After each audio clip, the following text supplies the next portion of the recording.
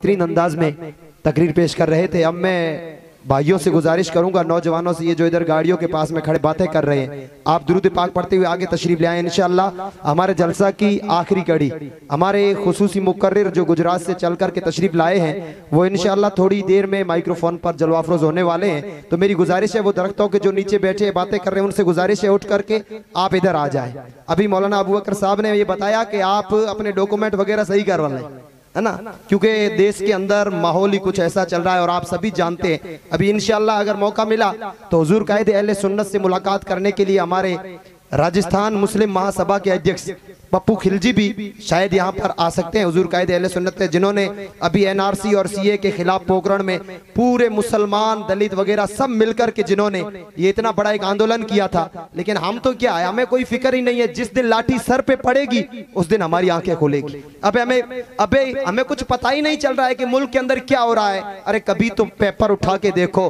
कभी तो social media को देखो, माओ बहनों की हालत को देखो। शाहीन बाग के अंदर दिल्ली में क्या हो रहा है, कितने जुल्म सितम हो रहे हैं। वो माए बहनें 2-2 महीनों से अपने घर बार को छोड़ करके सिर्फ हम मुसलमानों के लिए, सिर्फ हमारे यहाँ रहने के लिए वो इस कानून के खिलाफ 2 महीनों से डटे हुए हैं। गुंडे छोड़े जा रहे हैं, लुटेरे छोड़े जा रहे हैं, डाकू छोड़े जा रहे हैं, उन पर डराया जा रहा है, धमकाया जा रहा है, मार दिया जाएगा, कत्ल कर दिया जाएगा, लाशें भी नहीं मिलेगी। लेकिन वाहरे मुसलमानों तुम्हारी अजमतों को सलाम करते हैं। वारे शाहीन बाग की पर्दा नशी खातून माओ बहनों तुम्हारी हिम्मतों को ये मुसलमान सलाम करते हैं कि इस गवर्नमेंट की नापाक हजारों आंधियां चल रही है, लेकिन मुसलमानों को अपने अज़्म और इरादे से हटाया नहीं जा सकता। हटाएंगे कैसे?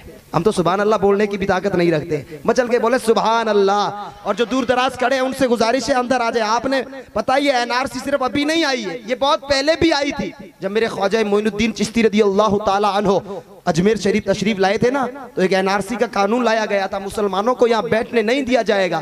वो आपने उलमा इकराम से सुना होगा, ख्वाजा गरीब नवाज के जो ऊंट थे वहां जाकर के बिठा दिए गए, वो बादशाह के नौकर आए। यहाँ ख्वाजा यहाँ मोइनुद्दीन नहीं बैठ सकते, यहाँ तो बादशाह के ऊंट बैठेंगे। कहा यहाँ से उठ जाओ। ख्वाजा मोइनुद्दीन ने फरमाया कि हम ज्यादा देर नहीं बैठेंगे, थोड़ी देर बैठते हैं, फिर आपके ऊंटों को बिठा देना। उन्होंने कहा नहीं, आपको उठना ही पड़ेगा। मोइनुद्दीन चिश्ती ने फरमाया ठीक है, हम उठ जाते हैं, तुम्हारे ऊंट बैठे ही रहेंगे, तुम्हारे ऊंट बैठे ही रहेंगे। ख्वाजा मोइनुद्दीन चले गए, ऊंट बैठे रहे। थोड़ी देर के बाद उठाने के लिए आए, हजारों कोशिशें कर ली, ऊंट ना उठे, ऊंट ना उठे।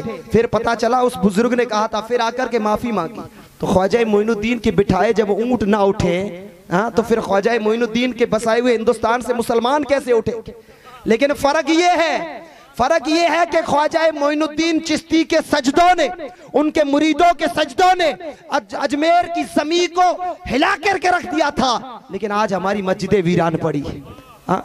सोशल मीडिया पर, फेसबुक पर, व्हाट्सएप पर, ट्विटर पर ये शेयर, फॉरवर्ड, कमेंट, लाइक वगैरह ये वो करने से मुझे बताइए ये चीजें हट जाएगी? इन चीजों को हटाने के लिए मुकम्मल तौर पर हमें तकवा इख्तियार करना होगा, हमारी मस्जिदों को आबाद करना होगा।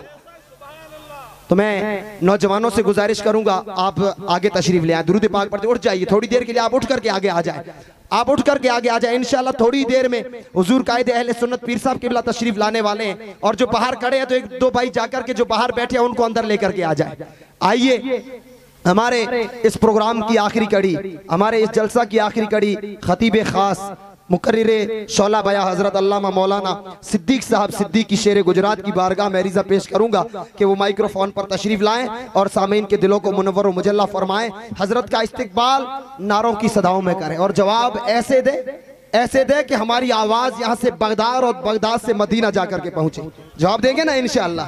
मौलाना साहब को पता चले कि हाँ ये सुनने के लिए बैठे हैं, इन्हें अभी नींद नहीं आ रही, इन्हें ना अभी गर्मी लग रही है, ये तकरीर सुनने के लिए बैठे हैं। तो ऐसा जवाब दे, नारे तकबीर। मैंने देखी 10 बार कहा है, हाथों को अगर बीमारियों से बचाना हो तो अल्लाह के जिक्र में हाथों को बुलंद किया करें, हाथों को बुलंद किया करें। नारे तकबीर, नारे रिसालत, नारे रिसालत, शेरे गुजरात।